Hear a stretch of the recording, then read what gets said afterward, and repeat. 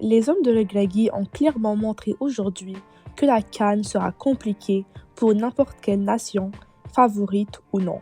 Ce match contre la RDC nous a ouvert les yeux concernant plusieurs joueurs. Je voulais d'abord dire rapidement qu'en tant qu'Africains, nous devons tous être unis et ne pas laisser les choses extrasportives nuire à notre réputation. Les manques de respect restent intolérables envers qui que ce soit et malgré l'adrénaline et la chaleur, les Marocains, tout comme les Congolais, ne devaient pas du tout réagir de la sorte. En espérant que ça ne se reproduise plus, afin de ne pas tâcher notre beau football africain. Ce n'est pas à tous les jours qu'on a la chance de tous se réunir pour la même chose, qui est en soi la Coupe d'Afrique des Nations. Et gâcher cette belle ambiance pour des choses futiles n'est pas du tout acceptable. Passons le reste de la compétition dans la joie et la bonne humeur, tout en gardant la rivalité, mais pas au point qu'elle devienne malsaine. Je voulais juste faire une parenthèse sur cela. Et maintenant, passons à la vidéo. Dans cette vidéo, il sera question de parler de la prestation des joueurs marocains, titulaires comme remplaçants, de dire les bons et les mauvais points de cette confrontation et finalement parler du groupe F en général. Avant de commencer, n'oubliez pas de vous abonner, liker, partager et commenter si vous aimez le contenu, car c'est vous la force. Tout d'abord, pour le 11 de départ, en commençant avec Bounou. Il nous a encore une fois prouvé que c'était un grand gardien, notamment en ayant fait quelques parades et en ayant sauvé le Maroc à plusieurs reprises, à des moments où la RDC pouvait marquer. Même si ce n'est pas lui qui a arrêté le penalty, si le penalty aurait été bien cadré de la part de Bakambu, je pense que Bounou l'aurait arrêté. Il n'a pas déçu et malgré avoir encaissé le but à la fin, je ne pense pas que c'est lui qu'on doit blâmer. Elgrid, quant à lui, a été énorme. Il ne déçoit carrément jamais avec la sélection et répond toujours présent, peu importe les matchs. Que ça soit en Coupe du Monde, lors des matchs amicaux ou encore pendant la CAN, il nous sauve beaucoup avec sa bonne lecture de jeu et sa rapidité. Malgré la passe qu'il avait fait en deuxième mi-temps où on a failli encaisser un but, il reste selon moi l'un des tops pour ce match. Quant à Sey, notre capitaine, que plusieurs jugeaient trop vieillissant ou trop lent, je pense qu'aujourd'hui, on peut lui reprocher des trucs, soit de se jeter sur le ballon trop rapidement ou encore d'avoir un petit manque de concentration à certains moments, mais il reste un défenseur qui déçoit rarement lui aussi. On peut le mettre fautif sur le but qu'on a encaissé avec d'autres joueurs, mais mis à part cela, je ne pense pas qu'il a été le joueur qui nous a le plus déçus. Achraf Hakimi, notre buteur, vraiment une chance qu'il était là, en apportant à la fois offensivement et défensivement, soi-disant en nous sauvant à plusieurs reprises, il a été selon moi le joueur marocain qui a le mieux performé, et pas que à cause de son but. J'espère qu'il restera monté en puissance pendant la compétition. Il a été lui aussi l'un des tops pour moi pendant ce match. À gauche, Chibi a complètement bien fait le boulot. Ça fait maintenant 2 matchs qu'il joue titulaire pour remplacer Atiatullah et Mzaoui et je peux vous dire qu'il ne déçoit vraiment pas. Il défend quand il faut le faire et sait faire de beaux centres à nos attaquants. Il n'a pas eu trop de déchets techniques contrairement à d'autres. Ça ne me dérangerait même pas de le voir titulaire au prochain match si Atiatullah est encore en méforme. Et Regragui avait raison de lui faire confiance et de l'appeler. Notre sentinelle Amrabat n'a pas été décevant non plus puisqu'il réussissait à récupérer des ballons aux adversaires. Il a peut-être fait des fautes inutiles ou encore des erreurs, mais malgré qu'il n'ait pas performé comme contre les Tanzaniens, qui certes n'ont pas le même niveau que la RDC, il a été important sur le terrain puisque comme on le sait tous, sans lui, les Congolais pouvaient passer notre milieu sans problème. Amrabat fait partie lui aussi des tops de ce match. Mbellah, quant à lui, je ne sais même pas par où commencer. Dès le début du match, je remarquais qu'il faisait beaucoup de déchets techniques, mais bon, on est habitué avec lui. Le milieu de terrain est très important, et en ayant des joueurs qui perdent le ballon aussi facilement, cela met beaucoup en danger nos cages. Mbellah, en plus d'avoir fait des erreurs techniques à cause de beaucoup de fautes qui auraient pu être évitées, la goutte qui a fait déborder le vase, c'est surtout le penalty qui a été sifflé pour la RDC. Comment ça, Mbellah saute les bras dans les airs sans penser au risque de main et comment celui-ci arrive à mettre un coup aussi fort au joueur congolais au point que celui-ci se mette à saigner.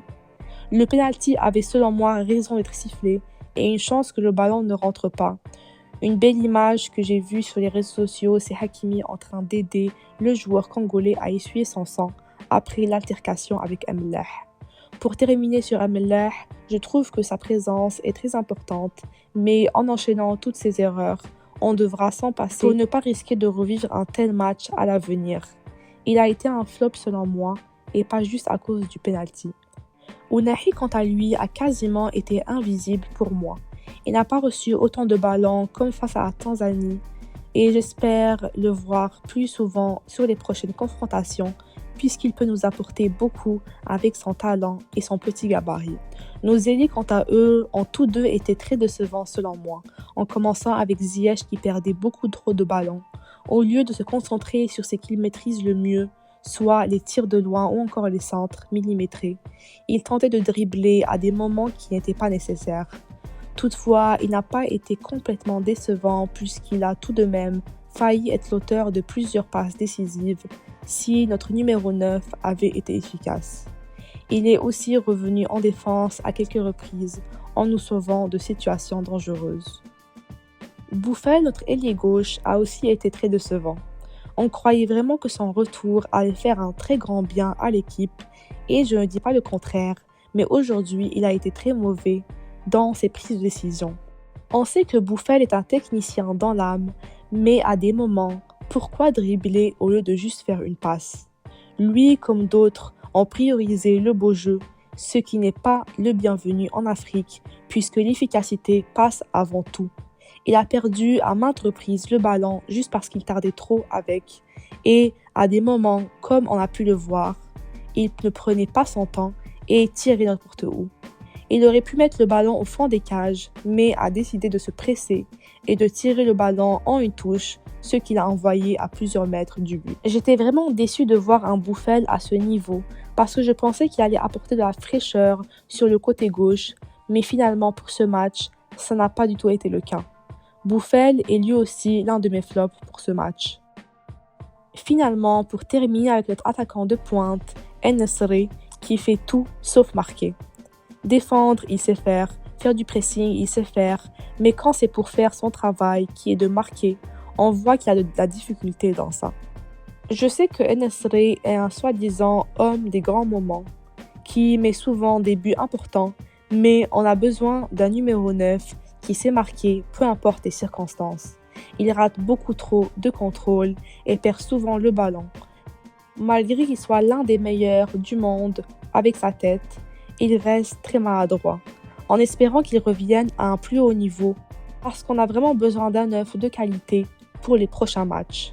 Pour moi, il a aussi été l'un des flops du match. Sinon, pour passer un mot rapide sur nos remplaçants, je pense qu'ils ont tous été décevants.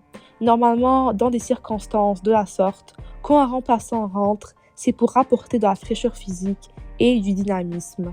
Quand on voit qu'il n'y a carrément aucune différence une fois les nouveaux joueurs rentrés, ça peut être inquiétant. Mais bon, je me dis qu'on ne doit pas trop sauter aux conclusions trop vite, puisqu'il y a plusieurs raisons possibles à cela. Mais je m'attends à ce qu'au prochain match, nos remplaçants fassent la différence, soit pour maintenir ou pour remonter au score.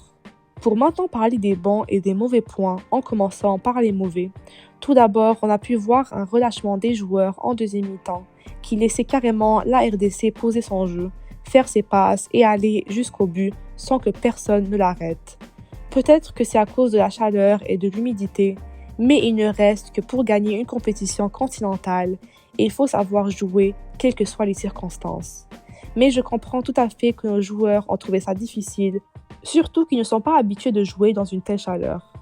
Comme autre point que j'ai pu tirer, c'est que nos joueurs, comme d'habitude, manquent de beaucoup d'efficacité. Que ce soit pour faire des passes efficaces au lieu d'essayer de dribbler deux défenseurs, ou encore de réduire nos efforts pour ne pas se tuer dès le début du match. On a aussi manqué énormément d'occasions de tuer le match dès le début, à cause de divers ratés de En-Nesyri et parfois même de Buffel. Il fallait tenter plus de tirs puisqu'on voyait très bien que toujours centrer à En-Nesyri ne menait à rien. Avec des joueurs avec une aussi belle frappe comme Hakimi, Ziyech ou même Ounahi, on n'y perd rien à tenter des tirs de loin, puisqu'en prenant le gardien par surprise et en tirant quand le gardien s'y attend le moins, c'est là qu'on peut faire basculer un match en notre faveur.